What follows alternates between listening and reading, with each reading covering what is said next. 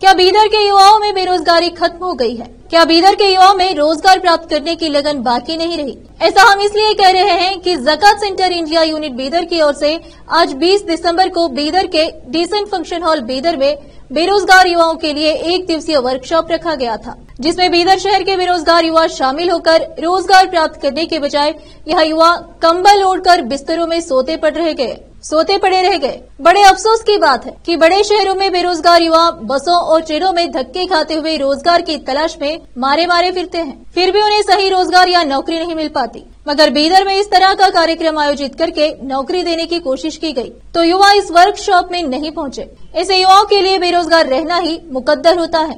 बता दें कि ज़कात सेंटर इंडिया यूनिट बीदर की ओर से आज 20 दिसंबर को बीदर के डिसेंट फंक्शन हॉल बीदर में बेरोजगार युवाओं के लिए एक दिवसीय वर्कशॉप का उद्घाटन समारोह का आयोजन किया गया। इस कार्यक्रम में मुख्य अतिथि बीदर के सीएमसी चेयरमैन मोहम्मद गौस ने पौधे को पानी देकर इस कार्यक्रम का उद्घाटन किया। इस अवसर पर शाहीन ग्रुप ऑफ इंस्टीट्यूशन के chairman doctor Abdul Khadir, wisdom group of institution के चेयरमैन मोहम्मद आसिफुद्दीन, जमाते इस्लामी हिंद बीदर के अध्यक्ष मोहम्मद मोयज़म हैदराबाद से आए अतिथि डॉक्टर अब्दुल्ला वकील, डॉक्टर सैयद अमीर नांदेड़, इस कार्यक्रम में ऑर्गेनाइजर मोहम्मद निजामुद्दीन और दूसरे उपस्थित रहे। इस अवसर पर सीएमसी चेयरमैन मोहम्मद गौस और डॉक्टर अब्दुल खदीर और मोहम्मद निजामुद्दीन ने संबोधित किया।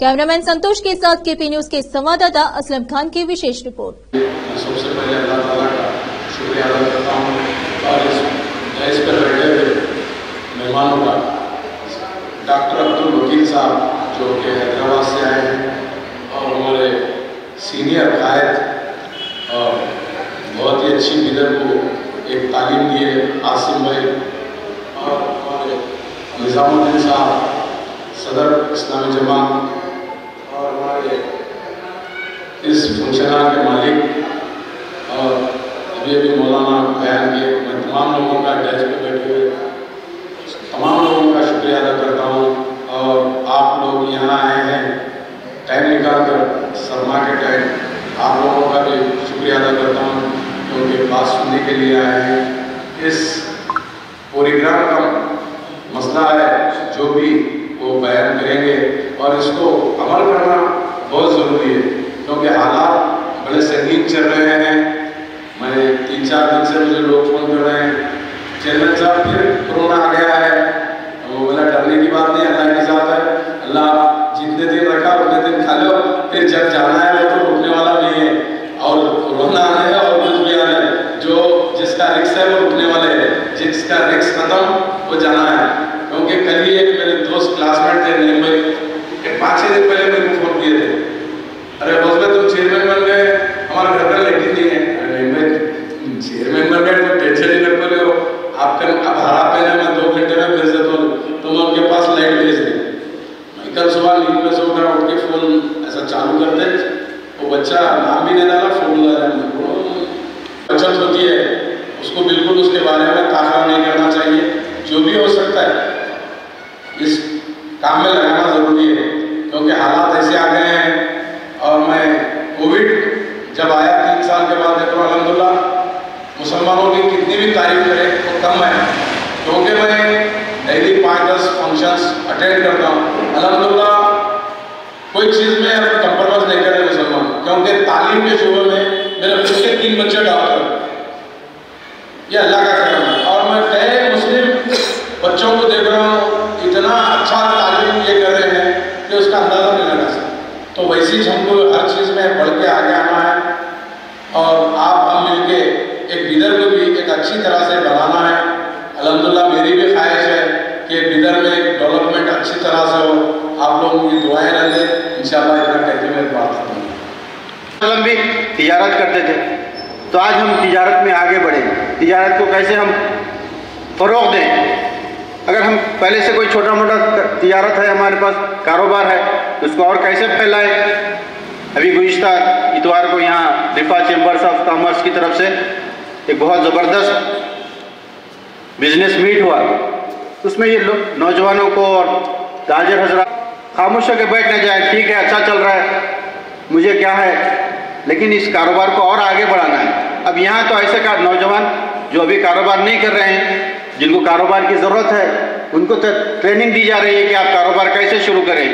आप किस कारोबार में दिलचस्पी रखते हैं, उस कारोबार में आपको दिलचस्पी लेकर आगे बढ़ना है। तो उससे पहले ज़रूरी है कि हमको मालूमात हो।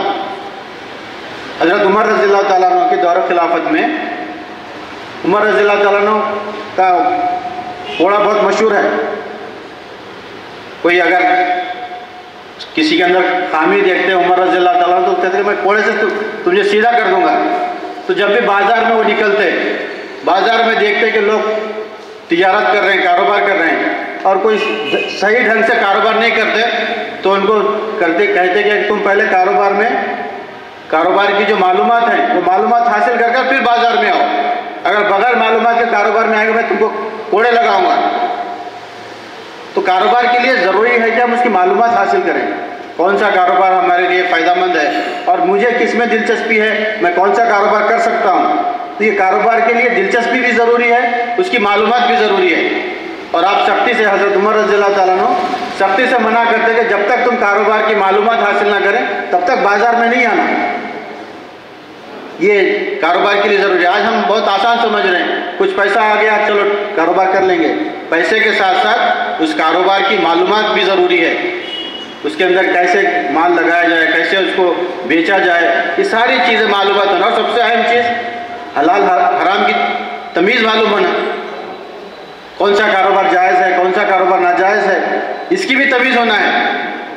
कारोबार तिजारत ऑर्गेनाइजर्स को मुबारकबाद दूंगा। एक बहुत अहम काम वो ले चले हैं, अल्लाह आसानी फरमाए और ये छोटी सी हकीर सी कोशिशों के नतीजे में हमारे माशरे में तब्दीली हो। अभी 2 दिन पहले एक प्रोग्राम हुआ रिफा का, बड़ा कामयाब प्रोग्राम। उम्मीद है मुझे 2, 4, 5, 10 यूनिट्स बीदर में इंडस्ट्री शुरू होंगे और 150 लोगों के लिए वहाँ पर रोज़गार का ज़रिया बनेगा और रिफा से बड़ी उम्मीदें हैं। यहाँ पर 8 से 10 लोग, 12 लोग हैं, शायद वो कुछ काम करना चाहते हैं, कुछ रहनुमाई चाहते हैं और करीब 20 से 25 लोग रहनुमाई करने के लिए आए। आप में से एक को कुछ लोग अडॉप्ट कर लें, अपना ख़ानदान का फ़र्ज़ समझें, अपना भाई समझें और आपकी रहनुमाई करें और आप लोग मेहनत करें। 2-4 लोग ही क्यों ना हो, यहाँ पे सक्सेसफुली कुछ काम शुरू कर दें और दूसरों के लिए रहनुमाई होगी। वो मॉडल काम करेगा, वो फैलेगा। हमको मायूस होने की ज़रूरत नहीं है। ऑर्गेनाइजर्स को ख़ास तौर पे मैं ये कहना चाहूँगा कि हमको मायूस होने की ज़रूरत नहीं है। हमारी नीयत, हमारी कोशिश इंशाअल्लाह तब्दीली पैदा करेगी। कोई काम छोटा नहीं होता, तो इस बात पर हम सब यकीन रखते हैं। ऐसी बेशुमार मिसालें हैं। बिल्कुल रोड पर काम शुरू कर रहे थे, आज माशाल्लाह 150 लोगों को जॉब देने का ज़रिया बने हैं। तो यहाँ पे माहिरीन आए हुए हैं, एक्सपर्ट्स आए हैं। आप गौर कीजिए, ये सपोर्ट करेंगे। पहल बताया गया यहाँ पर भीख मांगना पेट में आग भरने के बराबर। तो हम शहर बीदर में ये लोग जो प्रोफेशनल भिखारी हैं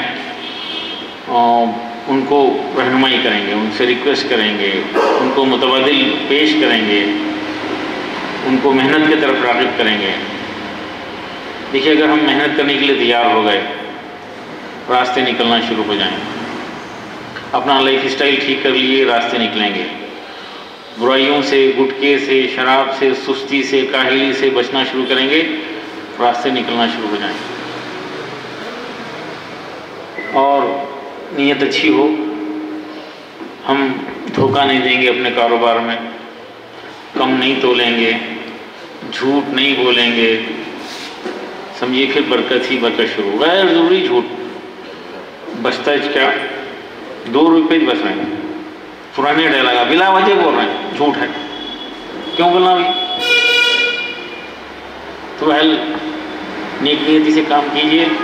यहाँ पर जो भी लोग हैं, इंडिविजुअली एक शख्स हमारे लिए इम्पोर्टेंट है। आप लोग सब हमारे लिए इम्पोर्टेंट हैं। आपकी फिक्र बेशुमार लोग कर रहे हैं। मुझे खुशी है बीदर में ऐसे ऑर्गेनाइजेशंस काम कर रहे हैं, आपकी फिक्र कर रहे हैं। हमारी मजबूरियां ख़त्म होना चाहिए। पहले आप आए हैं, पूरा फ़ायदा उठाइए, रफ़ में रहिए और अपने साथियों को भी बताइए। आपकी कामयाबी को देखकर और 10 लोग काम करेंगे और ये काम करने वालों की भी हिम्मत बढ़ेगी। इनको कुछ नहीं चाहिए, यहाँ पे जो हैं इनको शोहरत नहीं चाहिए, इनको सियासत नहीं चाहिए, हमारे क़ायद को छोड़कर। निज़ाम साहब को इलेक्शन में ठहरना है क्या? नहीं है, कुछ नहीं चाहिए, खालिस अल्लाह की रज़ा के लिए। आप भी उस जज्बे के साथ आप अपने आप को मेहनत कर रहे हैं, कमाने की कोशिश कर रहे हैं। हलाल कमाई इबादत है। हलाल कमाई के लिए स्ट्रगल करना, मेहनत करना, फिक्र करना इबादत है। सख्त मेहनत कीजिए और मेहनतें बेकार नहीं जाती। बहरहाल जो कुछ भी लोग हैं यहाँ पर ध्यान से, फिक्र से, संजीदगी के साथ आज का प्रोग्राम अटेंड कीजिए, कुछ सीखिए, कुछ फैसले कीजिए और स्टेप बाय स्टेप हमको आगे बढ़ना है। थोड़ी तादाद की कमी की वजह से यकीनन थोड़ा अजब हमको सबको लग रहा होगा। मायूस होने की ज़रूरत नहीं है, हम अपना काम करते रहें। जज़ाकल्लाह। अस्सलामु अलैकुम रहमतुल्लाह। डॉक्टर अब्दुल क़दीर साहब, जमात इस्लामी हिंद बीदर के अमीर मुकामी जनाब मोहम्मद मुअज़्ज़म साहब, आज के वर्कशॉप में कुछ अहम मालूमात देने के लिए हैदराबाद से आए हुए जनाब वकील साहब और फिर नांदेड़ से आए हुए जनाब मोहम्मद आमिर साहब और फिर डैश पर तशरीफ़ फरमा तमाम ज़कात सेंटर ऑफ इंडिया के यूनिट एडवाइजरी काउंसिल के मेंबरान और फिर नौजवान भाइयों, आज हमारा ये प्रोग्राम आधा घंटा और उससे ज़्यादा लेट शुरू हुआ। वजह यह है कि हमने जिनके लिए प्रोग्राम रखा था वो इसमें शामिल नहीं हो सके, यानी नौजवान जो बेरोजगारी हमारे माशरे के अंदर बढ़ रही है उनको कुछ मालूमात दे, उनको एक ट्रेनिंग दे ताकि हमारे पास जो है कुछ हमें मालूम है तो हम गोश्त का दुकान मालूम है या होटल में काम करना हम जानते हैं, तरकारी बेचना जानते हैं मंडी के ऊपर या कुछ फल बेचना जानते हैं। अगर आप लिस्ट करेंगे, गूगल के अंदर सर्च करेंगे तो हज़ारों से आपको जो है कारोबार मिलेंगे, हज़ारों से। अगर मैं झूठ बोलूँगा तो आप जो है सर्च करिए गूगल के ऊपर, मालूम होगा। लेकिन हम उनसे वाकिफ़ नहीं हैं और हम वाकिफ़ भी नहीं होना चाहते। तो नौजवानों की वजह से हमारा ये प्रोग्राम आज जो है देर हुआ, उसके बाद हम जो है देर से ये प्रोग्राम शुरू किए हैं। आप हजरात यहाँ पर आए हैं, इसका भरपूर फ़ायदा उठाइए। आप सभी जानते हैं कि ज़कात सेंटर इंडिया एक नया तजुर्बा है। आजकल हम जो है ज़कात बोले तो किसी को 10 रुपये दिए, 50 दिए, 100 दिए, इस तरह से हम ज़कात हमारा खर्च होता था। हमने बड़ों से देखते आया है।